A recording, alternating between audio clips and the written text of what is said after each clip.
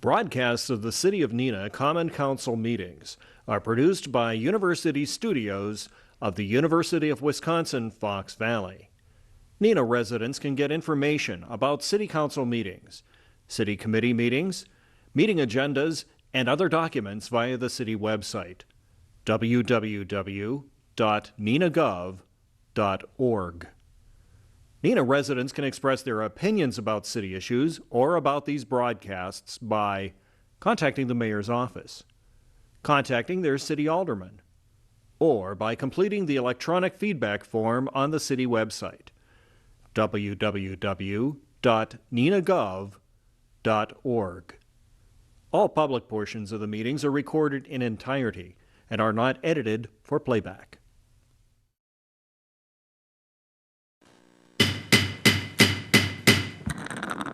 I'd like to call to order the meeting of the Neenah City Council for September 1, 2021. The first item of business will be the roll call. We have Alderperson Boyette. Here. Bates. Here. Holstrom. Here. Lendrum. Here. Orchard. Here. Lang. Here. Skirms. Here. Erickson. Here. And Stevens. Here.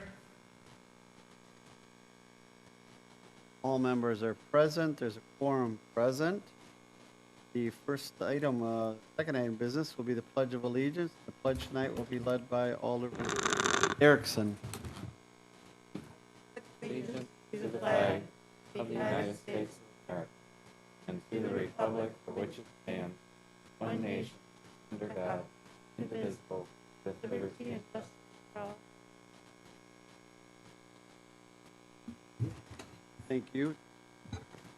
Tammy, I'm getting a little older, so I need to pause. Get up. Takes a minute or two longer than it used to, I think. All right, welcome everyone. Welcome to September. Labor Day weekend's coming up, so good news is first day of school was today and successful in Neenah. The chief's not going to be here to hear me thank him, but I do want to thank the Neenah Police Department for making sure that they had all the troops on board this morning between 7:30 and 8:30, trying to be at all the schools to welcome the kids back, trying to be there for traffic and observation and things like that, make sure nothing went bad. No instances of anything, one traffic accident on roundabout. Otherwise, everything good to report, safe and sound. So thank you for the Neenah Police Department for making sure that they were out, they were visible, and I think the people appreciate that. Crossing guards mentioned it to me along with some parents. They thought it's kind of cool to see everybody out, kids, and saying hi. So I'll tell the chief later. I appreciate it. All right. Next item of business is mayor's appointments. There are none tonight. Third item, item number 3 on the list, is the approval of the council proceedings of August 18, 2021 regular session. Is there a motion? Move to approve. Second. There's a motion by Alderman Lendrum, seconded by Alderman Borchert. Is there any discussion, corrections, additions? If not, I would ask, is there any objection to unanimous consent that the approval of the council proceedings of August 18th, 2021 be accepted? Any objection? Hearing no objection, that's so ordered. There is no public hearing tonight. Item number 5 is the public forum. The public forum is an opportunity for anyone from the city or anyone to come and speak to the council on any item that they so choose. Is there anyone here tonight who would like to address the council?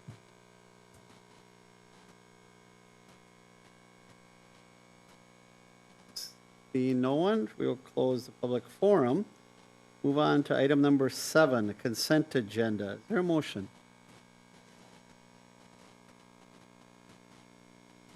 Is there a motion on the consent agenda? We don't have our button. Oh, okay. There we go. It's too fast. Alderman Borchert moves, seconded by Alderman Boyette. Any comments or questions on the consent agenda? Seeing none, is there any objection to unanimous consent to approve the consent agenda? Any objection? Hearing no objection, that's so ordered. Item number 8, reports of the regular standing committee. Item number A, regular Public Service Safety Committee meeting of August 24th, 2021. Chairperson Bates. Thank you, Mayor, but all of our topics on last week's meeting were covered under consent agenda. Right, thank you. Item number B, the regular Finance Committee, Finance and Personnel Committee meeting of August 23rd, 2021. Chairperson Erickson. Thank you, Mayor. Reporting out from the meeting of August 23rd, 2021. The committee, item number 1, the committee recommends council approve assistance to Habitat for Humanity of the Greater Fox Cities area for property renovation costs in the amount of $30,000 at 431 Elm Street with Community Development Block Grant Funds, and I so move. Second. There's a motion by Alderman. I-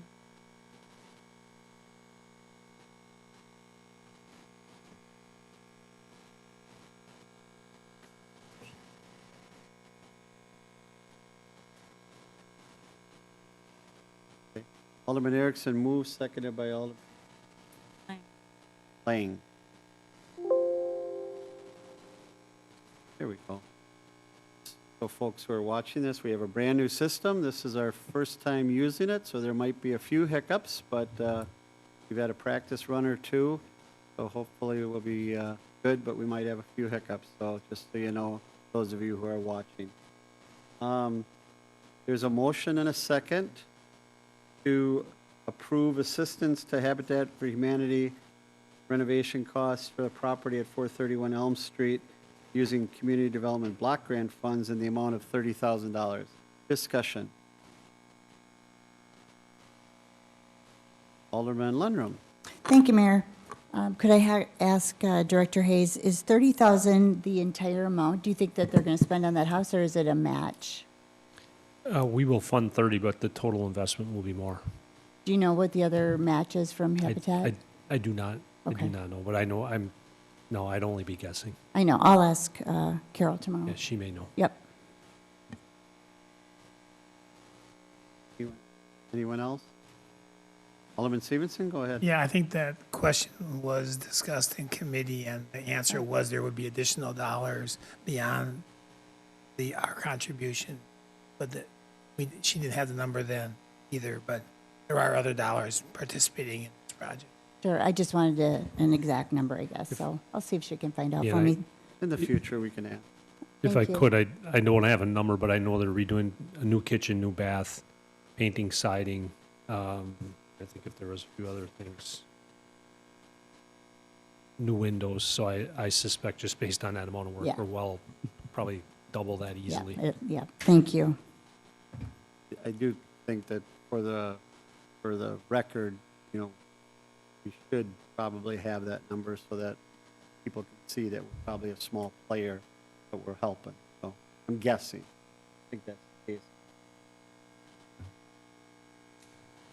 All right. Anyone else? There's a motion by Alderman Erickson, seconded by Alderman Lang. All in favor of the motion will vote aye. Any opposed, vote no on the new roll call system. That motion passes 9-0. Item number 2, the committee recommends council approve Freedom Acres subdivision development agreement, and that will be acted on under the Board of Public Works.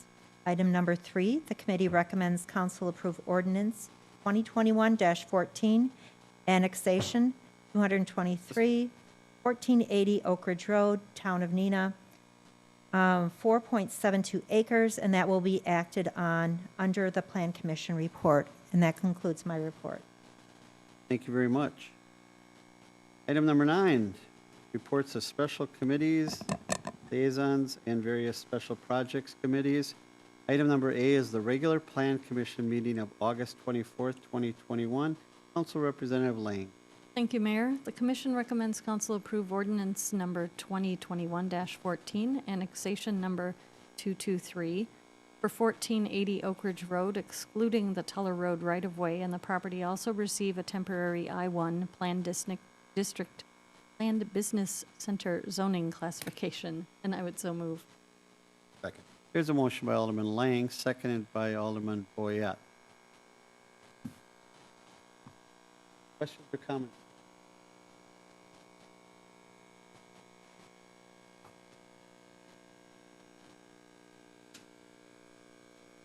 Second. Any other comments? Seeing none, all in favor will vote aye, all opposed vote no using the roll call machine, please.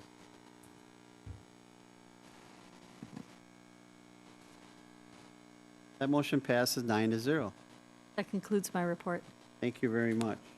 Item number B is the Board of Public Works meeting that was held on August 24th, 2021. Vice Chairman Hillstrom.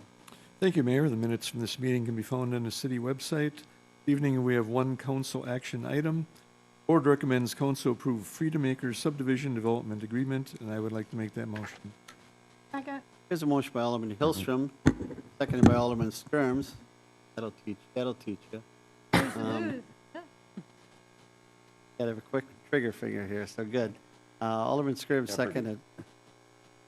Any comments or questions on this item? Seeing none, all in favor, vote aye. All opposed, vote no, using the roll call machine, please.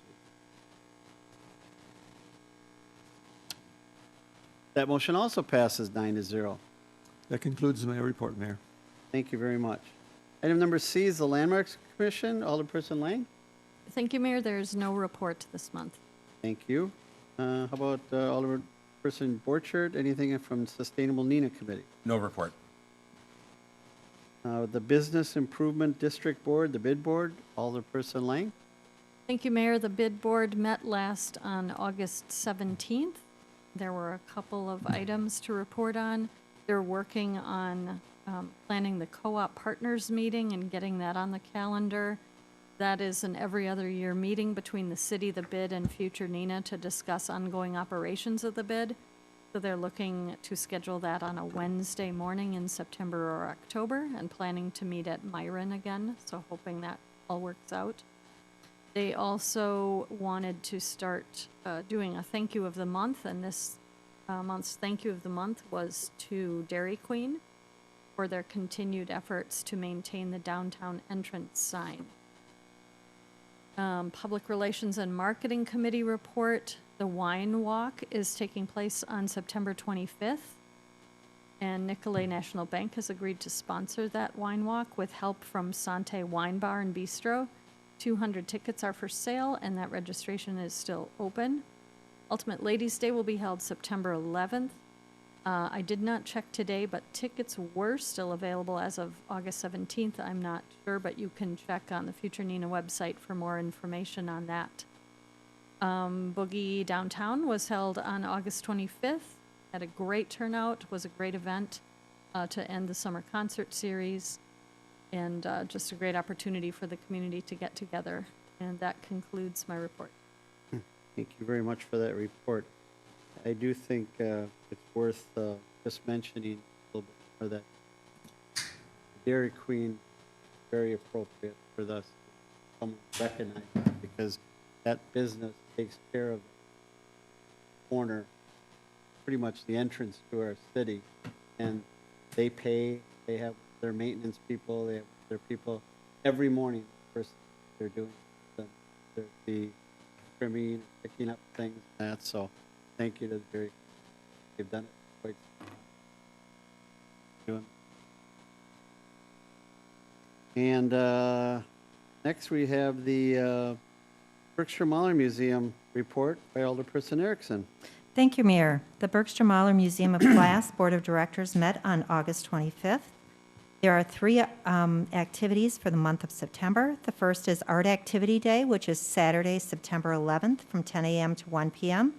At that event, you can create a barn quilt used glass piece. The cost for each piece is $15 each, and that is for all ages. Item number 2 is Art After Dark. That is Thursday, September 16th from 5 p.m. to 10 p.m.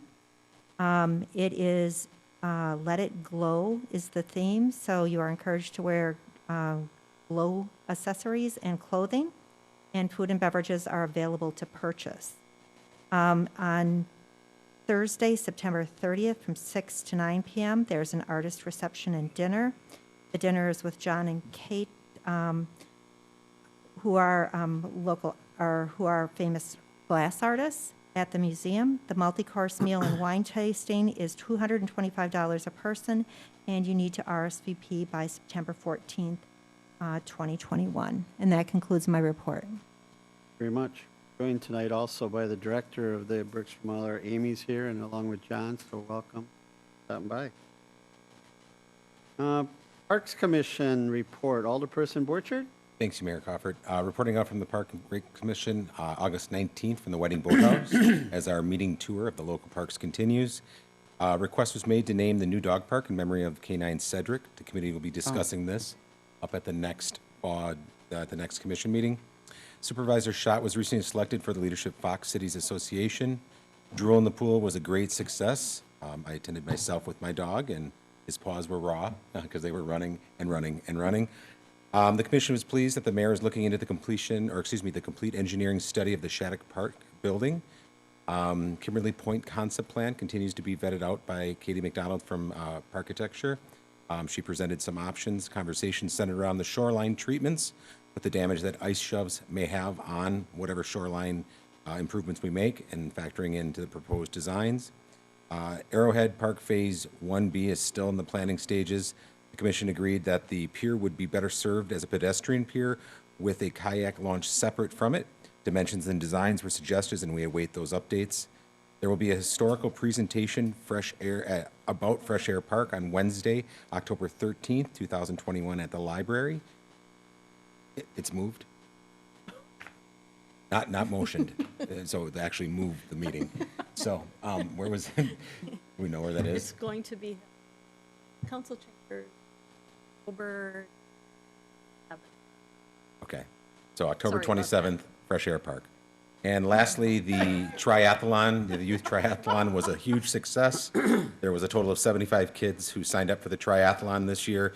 Again, a great success. Sadly, though, I finished 75th. So, end of report. Thank you very much. All right. That's all the reports we have tonight. Presentation, there are no petitions. Any council directives anyone would like to look at? Anything under unfinished business? We'll move on to new business. New business and new business or announcements. I would just have a couple here. I'm sorry, go ahead, Jane Lane, Alderperson Lane. I just wanted to let everybody know that we made the difficult decision to cancel the powwow for this year. Many of the participants who were planning to come have become increasingly nervous about COVID cases rising.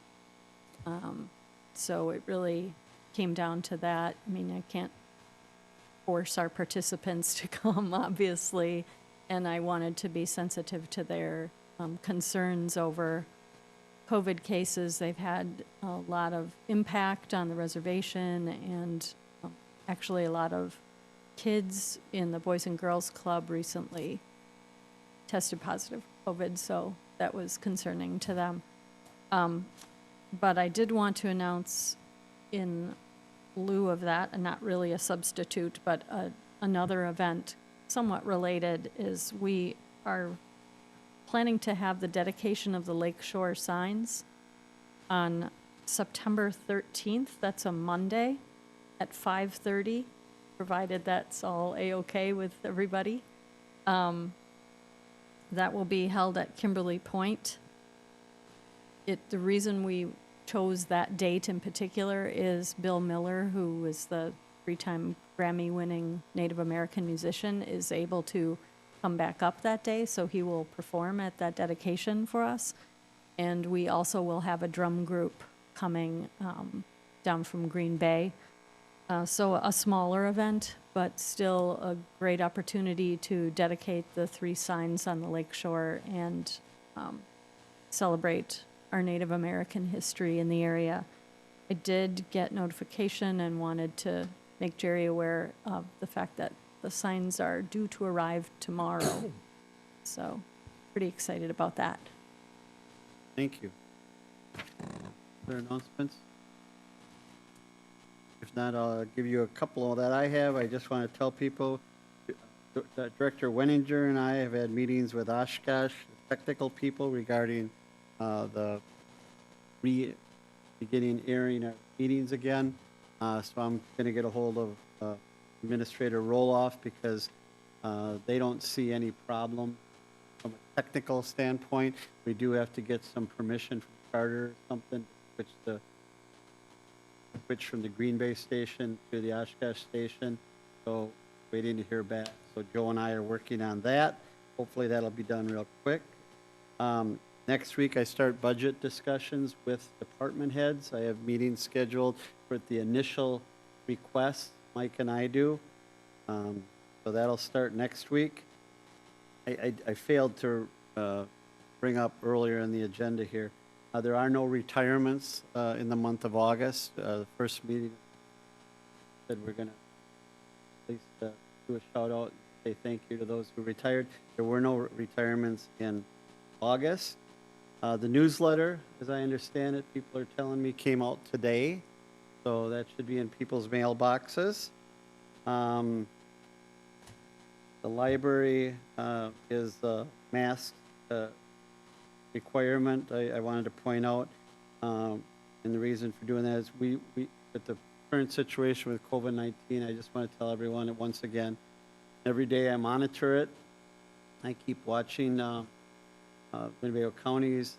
This week, Thursday, I believe there's another discussion I'm having with Dr. Andrabi and 2 administrators for the other health systems in the Fox Valley. So we're continuing to monitor what's going on out there locally, and so that there could be changes depending upon what's going on. To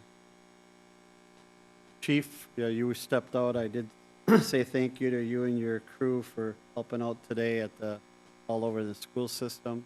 Good to see everybody. So thank you very much. And I do want to control rumor mill control. The statue downtown was not vandalized. Seemed to be some Facebook chatter and that there were kids vandalizing it. We're quite certain, because I believe we have video, that a semi cut the corner too short, took out George, and he's being repaired, I understand. So, but that was just something that's been getting some talk around town. So, those are the things I have, and there is no Labor Day parade this year, so there will be an event held at the Lucky Dogs, as I understand it, for Labor Day. But that's all I have. So thank you very much. Short meeting. So thank I just you. have, Yeah. Oh, I know. Oh, yeah. Well, we're gonna. Okay. Go ahead. I just have one thing. At the last meeting, I brought a bag of art projects from the library, and this is the piece that was in the bag that I brought. This is when it's completed, so if you are interested in doing something like this, you can contact the adult desk and reserve one. But it's really a fun project, and give it a try. Thanks. I thought that was one of those Hawaiian things. Oh, my hair growth. Cool. Very cool. Always fun stuff. We do have one more thing overlooking. So the announcements. Anyone else? All right. And then item number B, we do have an update on accessing the funds from the Arpa. I'll let Mike start out. Go ahead. Sure, I will.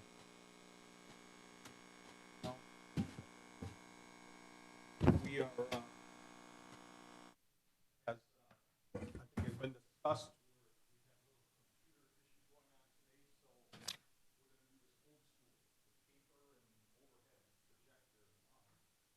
Andy's really excited He's only read about overhead projectors in history books up to this point, so he's like really, really hyped for this. Anyway, the thought here tonight that it was important to update the council on where we are with the American Recovery Plan Act, or ARPA. It's been a much discussed federal program that funds were given and provided to all communities, all counties across the United States, and that the city is getting a significant amount of money, and it was important, I think, at this point to update you as to some potential options forward. Deputy Director Call and I met in early August with Mayor Coffert and Council President Stevenson to kind of lay this out. After that, they suggested that we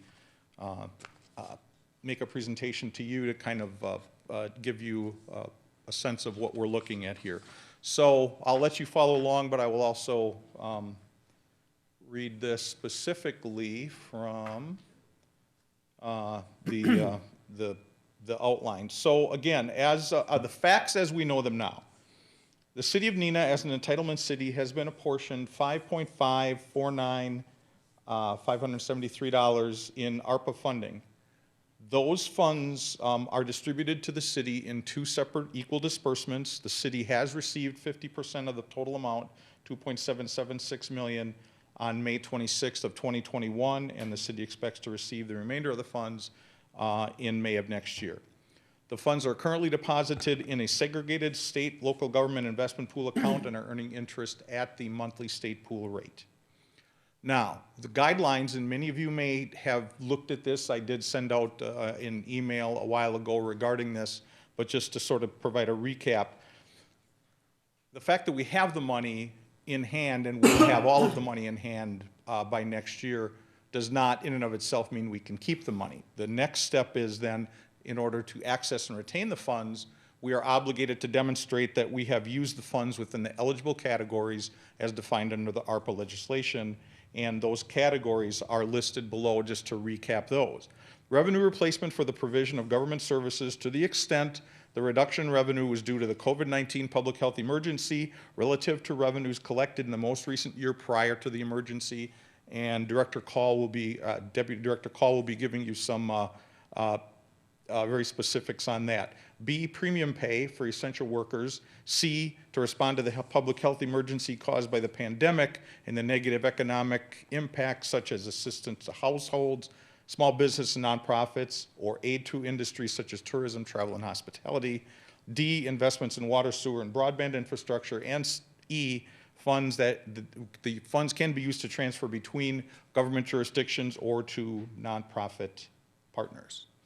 Now, the restrictions or the guidelines in terms of spending the money are the funds must be spent or obligated by the end of calendar year 2024.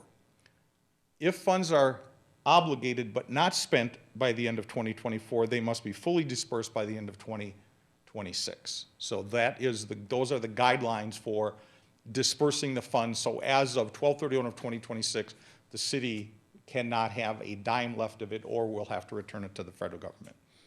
Now, what we discussed with Mayor Coffert and President Stevenson was a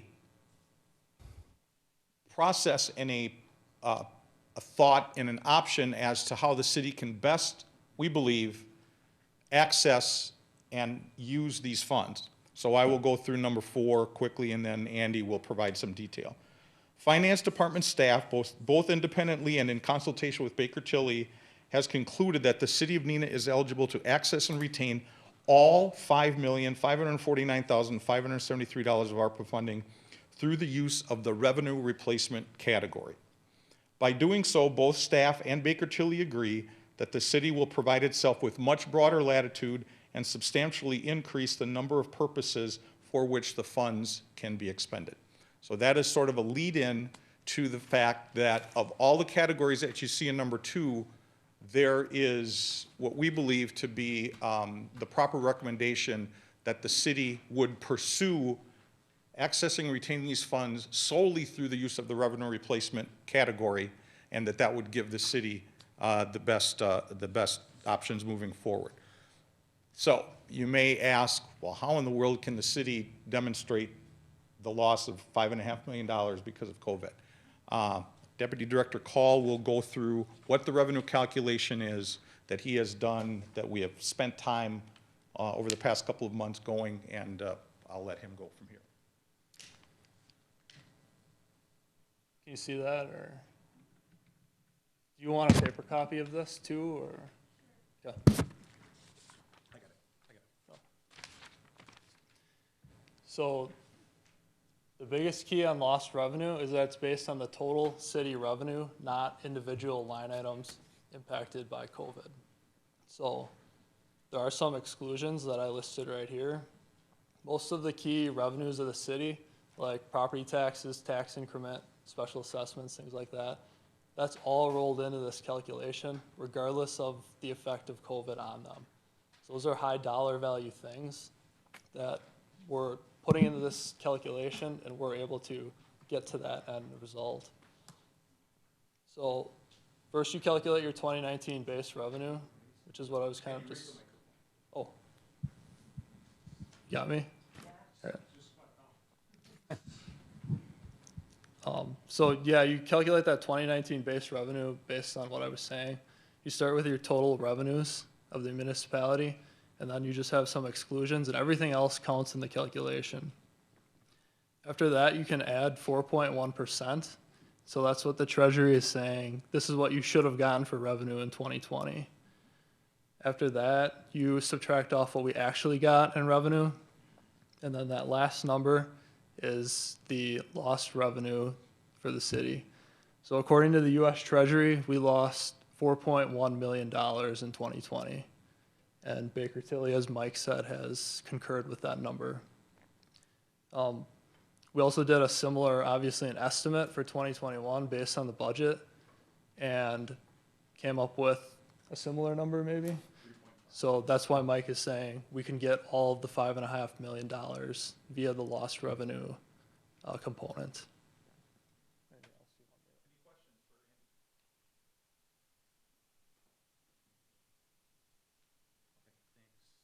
Okay, so let's now, if you want to flip to the next, I think it's important that we flesh out a little bit this idea of revenue replacement, lost revenue, and why the city will benefit from this. But let's kind of start again on the first page.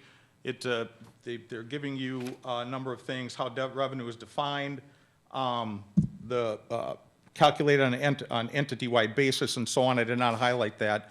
Number 3.4 specifically indicates the time frame under which we can look at estimating lost revenue. We actually can estimate lost revenue for 4 fiscal years, 2020, 2021, 2022, and 2023. We will not, it does not look like, have to use any of those last 2 years to be able to access the funds, but that is allowable to communities to do.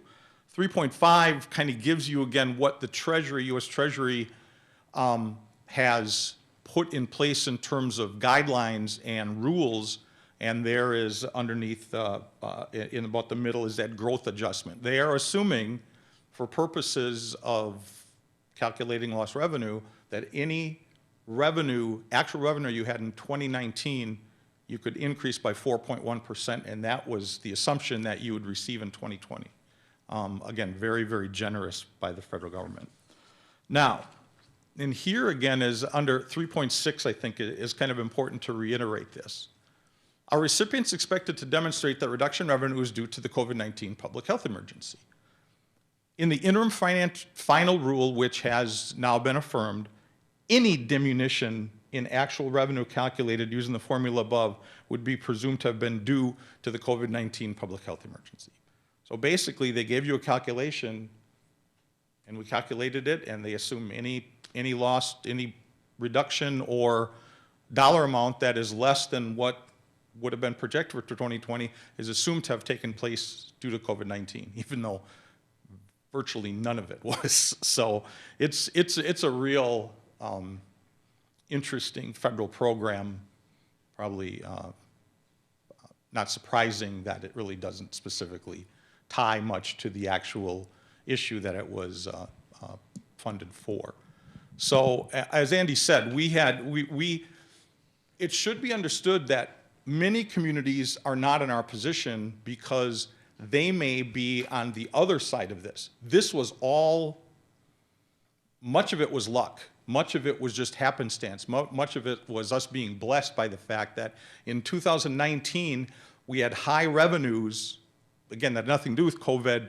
We had, if you recall, one of the revenue amounts that we had in 2019 that became our high base number was the special assessments that were collected for that, and I can't specifically remember the subdivision, in Nature Trail subdivision. Remember that one community that one subdivision that wanted their project done early?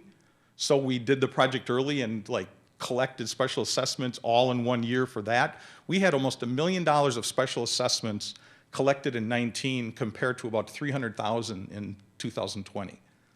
Has nothing.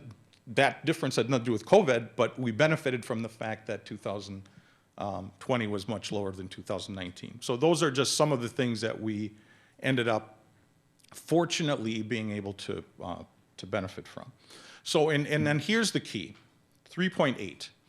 Once a recipient has identified a reduction in revenue, are there any restrictions on how recipients use the funds up to the amounts of the reduction? And this is kind of where the rubber hits the road, because this is why we think it's so important that the city access these funds through the lost revenue calculation. Because in doing so, we not only have all of those things that we talked about on B through E that we can spend the money on, but also it says we can use the funds for the provision of government services to the extent in revenue reduction. Government services are included, not limited to, maintenance or infrastructure or pay-go spending for build new infrastructure, including roads, modernization of cybersecurity, including hardware, software, protection of critical infrastructure, health services, environmental remediation, school educational services, and the provision of police, fire, and other public services, safety services. So again, essentially, they are giving us an open door to use these funds for anything related to our operating budget, so long as it's police, fire, or street maintenance related. So, what's that? Maintenance of infrastructure. Right. Maintenance of infrastructure is the street budget, our operating street budget, basically. So we have, and again, remember, we're talking between police, fire, and public works, we're talking well over half of our budget, 15, 16, 17 million dollars. So there's just no restriction. We have the ability to use this any way we want to in our operating budget if we want to. I'm not suggesting that that's the answer, but what I'm suggesting is it gives you the option to do that. You cannot use it to pay interest or principal on outstanding debt, replenish rainy day funds, or reserve funds, or pay settlements and judgments that would not be considered provision of government services, and on and on. But as you can see, our fortunate situation that we can access these funds provides all of you with a tremendous opportunity to use these funds, for the most part, essentially any way you see fit. Very few restrictions once you open up this door. So that's it.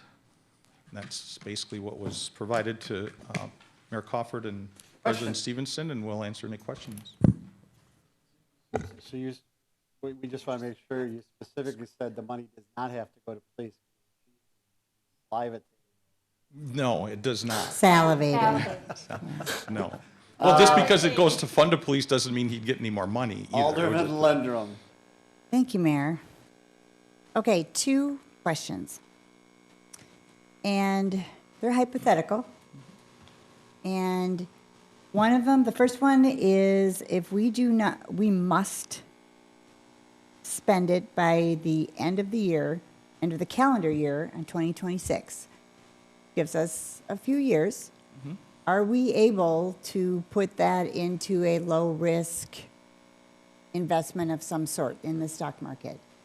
Not in the stock market. Or something like bonds, Sure. or something low risk? Well, again, I think the idea from my perspective, it'd be with that we would probably be spending some of the money each year. I don't know that we would wait until 2026 to spend it all. So I would always be hesitant to lock it up for too long of a time. Right now, it's in the state pool. I'm looking at other options that might provide us a little bit more interest, but I would hesitate. One of the things we have to do is make sure that it is isolated and You can't mix it in. I understand you can't mix it in with other funds. But I mean, the investment options for something that we would potentially spend in the next 3 to 4 years, you know, it's not next day money, but it's not longer term either. Because if you put it in and we waited to spend until, I don't know, mid-year of 2026, I feel like we could make a lot more on it. Well, but let's be clear that if you don't spend the money until 2026, you will have to have obligated to spend the money by 12/31 of 2024. So you will truly have had to make an obligation, which is like a contract or something. Right, that's okay. Yeah. But it's still, the money would still stay in the investment until. Right. Okay. Keep in mind, though, investments these days are not generating a tremendous amount of money. Mine are doing okay. You could consult with me. Well, we cannot, by law, we cannot invest it in the stock market. Okay, and then my other question is, are we able to donate some to nonprofits within Neenah? Yes. Yes, because it says on number 5, funds can be transferred between jurisdictions or to nonprofit partners. Okay. That was one of the 5 initial categories. Yes. Thank you. Alderman Bates? Thank you, Mayor. One of the, when you were talking about other jurisdictions, it also says we can send it on school or educational services. Did the school system get their own ARPA-type funds? They got something. It was not very well publicized, though, as to what they got. I just want to make sure that I don't they're not specifically know expecting what they got. something from us Maybe because Adam they're knows. I having don't as know. much trouble as we are. So. Yeah, they did. Educational systems got, I think, like 45 billion or something in the same Okay, package. that's good to know that this money Yeah, truly I don't think they're in need of our funds. Thank you. So what we wanted to do tonight was just give you an update of where we were. Council President, myself, Mike have been meeting regularly. We want to make sure that when the time comes, and we're not going to wait, we don't have to wait to do these, but we do them in a reasonable way that we give it the same scrutiny as we give everything else. The best way is, similar to the budget process that we do. We only get one shot, one-time money you can spend one time. So, but there's ways to utilize that, some of that, really, own fund, things that, possibilities. So there's a lot of possibilities out there. And so now that Mike has kind of given us this update, now I think we'll meet and we'll talk about the next step, and that will be a deliberative budget process for people, we will be able to determine as a collective group how we're gonna, types of things that may be available for these funds to be spent on. There's all kinds of possibilities. A lot of, I would just say this. One of the things we have to be careful of is, because I've went through far too many budgets in Madison, people coming with their hands up. And that's okay, because there's a lot of deserving agencies, groups in our community. But, a lot of these nonprofits, they should get vetted just like everything else, because many of them have already gotten funds. And so it's just a process that's being developed, but it's going to be so important that we do this right, because we get one shot at it. So that's where we're at. We'll continue to have these updates, and that I think it'll be important, and we'll come up with a game plan so that people can participate and utilize these funds. But I do think Mike and Andy have brought forth a legal, creative way for us to access these funds and give us more flexibility in the utilization of these funds. How I'll say it.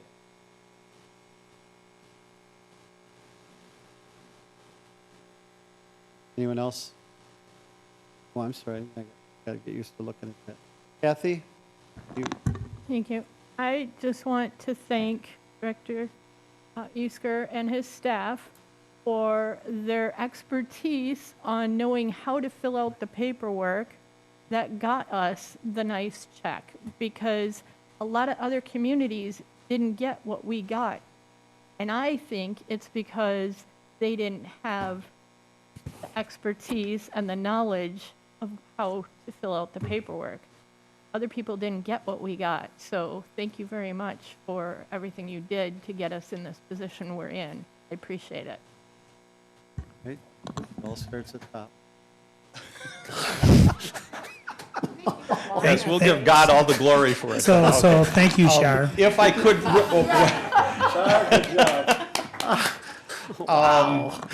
one more quick little thing that we did talk about with the mayor and council president, and that is the role of Baker Tilly. Baker Tilly, as our auditors, are our partners in many things. While we also have a sort of adversarial auditor, organization relationship. They have been very, very upfront and aggressive, and at the forefront of getting on top of this. We did a lot of this, a lot of stuff, whether it be through the GFOA or the league or through them. Andy he probably went through this 10 times. And every week there was like a new, okay, wait a minute, no, maybe not that, and we'd go back and forth and whatever. So he deserves a lot of the credit for really crunching the numbers and putting this thing together. But Baker Tilly and Mayor Crawford and Council President Stevenson agreed it would be a good idea. I'd like them to be side by side with us all the way along to give us a sort of comfort comment for nothing else. It's a small amount we have to pay them. It's eligible money that we can pay out of this. Might cost us a couple, $3,000 because we not only have to submit the lost revenue component to this, of which we had to put something preliminary down as of yesterday, so that's in. But once we spend the funds, as we said, on the limitations of what you can use lost revenue on, we have to also submit all of that to them as well.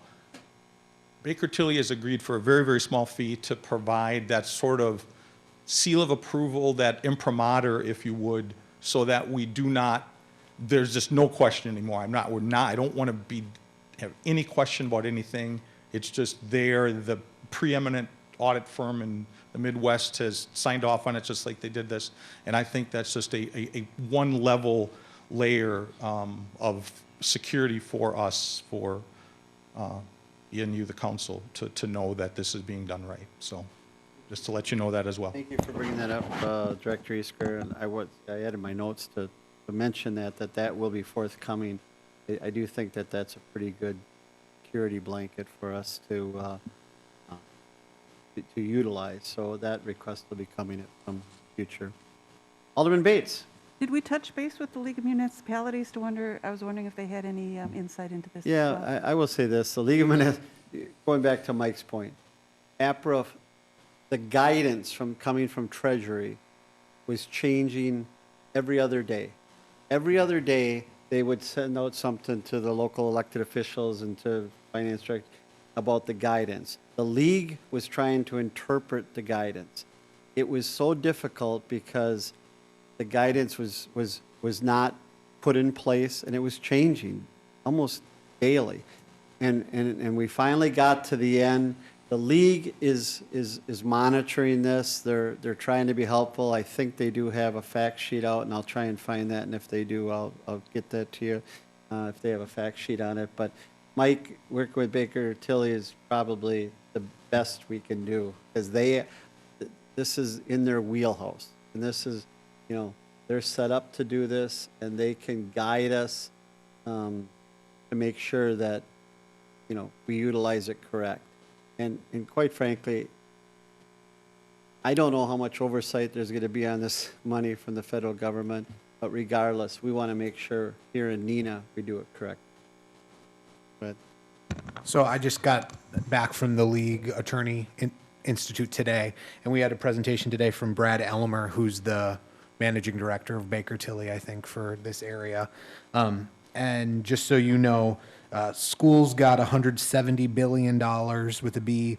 There was $25 billion for rental assistance, $22 billion for small business paycheck protection programs, $25 billion for restaurants and bars, $58 billion for transportation, $4.5 billion for energy and water household assistance, $72 billion for COVID testing and contact tracing, $7.6 billion for internet access and distance learning, and $10 billion for capital projects, in addition to all of the money that municipalities are getting. So when the mayor and Director Easker talk about there being a lot of pots that other people already have access to, that is definitely true and something that Baker Tilly is keeping track of. And When you said B, was that billion or Bitcoin? Can you send that to us? yeah, I'll send you his presentation. Thank you. B is in, wow. So and the bottom line is Mike has half the money. Yep. We have it invested, or we have it, accessed in a safe, secure place. So the next step will be forthcoming. So thank you very much, Thank you. Andy. Thank you for your work.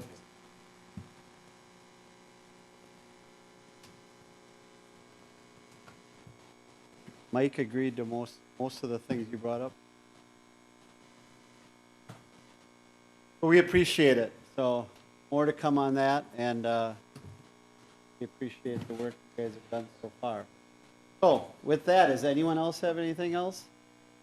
Alderman Boyette? Motion to adjourn? Second. There's a motion by Alderman Boyette, seconded by Hillstrom. Alderman Hillstrom. Amazing how he threw his voice all the way across the room. And anyone all in favor of adjournment signify by saying aye. Aye. Is there any opposed? We are adjourned. Thank you all very much. Adam,